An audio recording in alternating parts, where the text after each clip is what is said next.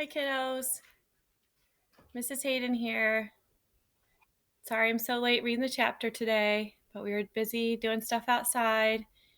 It's Easter Eve. I hope you're all getting ready with your family, and I hope you get to do some fun stuff tomorrow, and maybe you'll have some treats tomorrow from the Easter Bunny. So hopefully you have some ham and some yummy stuff and maybe some candy and chocolate, but not too much. Make sure you brush your teeth and maybe do some math tomorrow, count the jelly beans, or measure your chocolate bunny, or make some arrays out of your jelly beans. I'm not sure, just maybe do some stuff like that. All right, so chapter 5, Humphrey, plans are hatched.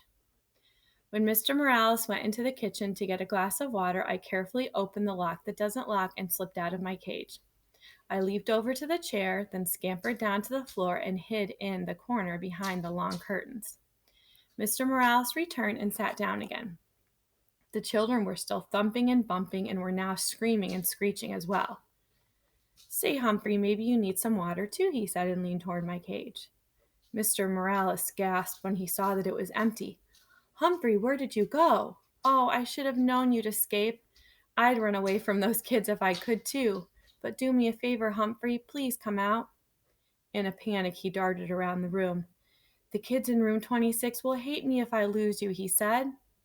I felt sorry for Mr. Morales, so I scratched around a little. There you are, he said, bending down to look at me. Now let's get you back in your cage. Not quite yet, I thought. He reached down to pick me up, and I scampered forward just a few inches past his hand. Don't do this to me, Humphrey, he said. Cooperate. But I wasn't doing anything to him. I was doing something for him. Work with me, he said, but this time to himself. Maybe. Hey, that's it. He looked down at me. With your help, Humphrey. Mr. Morales really swung into action then. He raced upstairs. The thumping and bumping stopped. When he raced back downstairs, Willie and Brenda were with him. Close all the doors, Willie, he said. But Dad, Willie whined. Close them, his father repeated firmly. Now. Willie closed all the doors. You too scared poor Humphrey with your screaming and poking and thumping. We may never see him again, he told them. Brenda burst into tears. Humphrey's dead, she sobbed. No, Humphrey's too smart for that, Mr. Morales told her, but he will run away if you two aren't nice to him. Right, right, right. You have to be pretty smart to be a principal. Now, do you want to help me get Humphrey back? Yes, the children shouted. Mr. Morales explained the plan. He said the only way they'd get me back in my cage was if they worked together, and they could only work together if they listened to him, really listened. They were listening now, and they kept listening too, because he told them the most important thing they could do was to be quiet. So they were quiet.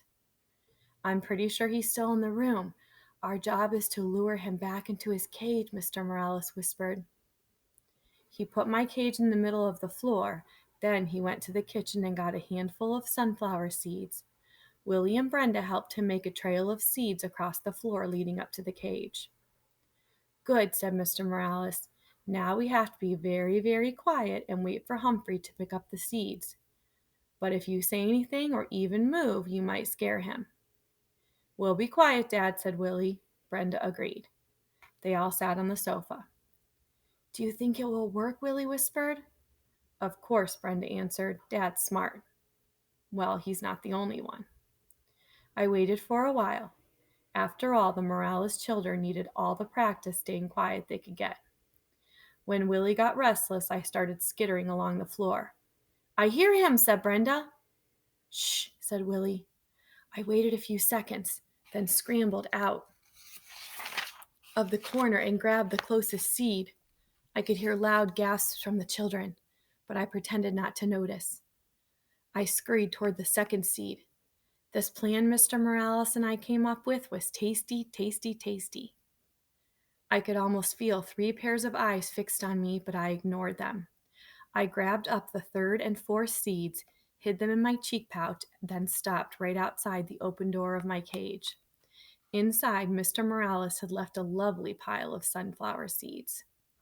It was nice to be free, but my cage was home after all. Besides, until the day somebody fixes the lock that doesn't lock, I can get out whenever I want. The kids were still quiet, so I made a run for the cage. Mr. Morales quickly closed the door and the children began to cheer. "We did it," said Brenda. "Dad's the smartest man in the world," said Willie. "Hey, you kids helped. When we cooperate and work together, we make a pretty good team," Mr. Morales told them. "Lo mayor," Willie agreed, "the best." Mr. Morales squatted down and winked at me. Of course, Humphrey helped too. I'll say. The rest of the weekend with the Morales family was fine. Sometimes the kids started interrupting their dad or mom, but Mr. Morales just reminded them that they could be polite if they tried. Willie and Brenda tried. Mrs. Morales sold a house. It turns out that selling other people's houses is her job. So they celebrated with pizza and ice cream. Brenda learned to hold me gently. Willie even cleaned the poo out of my cage, which I appreciated. Life is good, I thought, as Mr. Morales drove me back to school Monday morning. Then I remembered Mrs. Brisbane and how she'd said I was a troublemaker and she was going to get rid of me. "Humphrey, you are a true friend," said Mr. Morales as he carried my cage back into room 26. "I'll never forget what you did for me." As soon as class started on Monday, Heidi's mom came into the classroom and explained to everyone about taking me home on weekends. "How many of you would be interested?" Mrs. Hopper asked. Every single hand in the classroom was raised. Every hand except one, Mrs. Brisbane's. Still, it was a pretty good week. I got 90% on the vocabulary test. I'll bet Soye got 100%. But she still didn't raise her hand even though she'd promised. And Aldo talked more and more every night. On Tuesday night, he leaned in close and asked, "Humphrey, don't you ever wish you had a girlfriend?" Like most hamsters, I'm pretty much of a loner, so I really hadn't thought about it before. "Not sure," I squeaked. "I would like one," said Aldo, "a real nice girlfriend." I felt so sorry for Aldo. I squeaked extra loud when he performed his broom balancing act for me. I was still thinking about him on Wednesday. After everyone had left, while there was still light coming in the window, I meandered outside the cage to help myself to any mealworms that Heidi might have left behind when she fed me earlier in the day.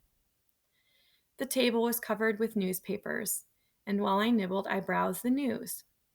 All of life was there on the pages of the newspaper. Births and deaths, lost pets, sad, sad, sad. Funny jokes, good news and bad news. Then there were the ads. My, there were so many stores. Not just Pet-O-Rama, but Shoes-O-Rama and Food-O-Rama and Books Galore and Wide World of Tools. And then there were other ads too. One in particular caught my eye that afternoon. It read, "Work nights? Lonely? Want to meet others who work nights? The Moonlighters Club. For people who work at night. Meetings are held during the day on weekdays. Hikes and outings to restaurants, parks, plays, movies, and much more." There was a name and a phone number at the end. I could hardly believe it. This was exactly what Aldo needed. I could already see him smiling and happy, going to parks and plays with the Moonlighters Club and having a girlfriend. But how could I get Aldo to read this ad? He'd probably just throw it away. Still, if I cut it out and left it in a place where he couldn't miss it, well, maybe. Hamsters can't do scissors, but we have nifty teeth. It took me a while to nibble the whole ad out neatly, but I did a pretty good job. Then I stood the clipping up against my cage. Aldo couldn't help but see if he looked at me, which he always did. That evening, I was more anxious than usual for Aldo to arrive. When he turned on the lights, I squeaked, "Hello," right away. "Greetings to you, my little friend," said Aldo as he pushed his cart into the room. "You sound like you have something on your mind." "You bet," I tried to tell him. He ambled over to my cage and leaned down to look in. "What's happening, Humphrey?" he asked. I saw his eyes light on the scrap of newspaper. Hey, I can hardly see you. He reached out and pushed the clipping aside. Read it, I squeaked right out. Of course he didn't understand. He didn't even look at what the ad said. He just set it down next to the cage and leaned in closer. I was squeaking a blue streak. Look at it now! Calm down, Humphrey. I've got a treat for you, said Aldo. He reached into his pocket and pulled out a tiny bit of carrot. Your pal Aldo would never forget you. My heart sank. You try to help a human and they don't even pay attention. But as you know, I don't give up easily. I squeaked happily while he balanced his broom on one finger as usual, but my mind was on the Moonlighters Club and how to get Aldo there. After he left, I scrambled out of my cage, picked up the newspaper clipping and tucked it inside my notebook. Then I hid the notebook behind my mirror. If I didn't, somebody mean, like Mrs. Brisbane, might throw it away. I was still wondering what to do with it the next day when Mrs. Brisbane rolled in a cart with a big machine on it. This is the overhead projector, she told the class. I'm going to use it for some map work. When Mrs. Brisbane turned the machine on, a bright light was projected onto the wall. Then she placed a paper map on the glass, and suddenly that map showed up really big on the wall. She could write on it and draw on it, and you could see everything she wrote. A machine like this could come in very handy, I thought. So when Mrs. Brisbane turned the machine off and sent my classmates off to lunch, I thought about that machine. When AJ cleaned my cage and changed my water and bedding, I thought about that machine. I thought about it so hard, I suddenly came up with a really, really, really good plan. But it would be difficult to carry out and dangerous as well. Tip 5. If a hamster manages to escape his cage, you can sometimes lure him back with a trail of sunflower seeds. All right, guys. Have a good day. We'll talk to you tomorrow. Bye.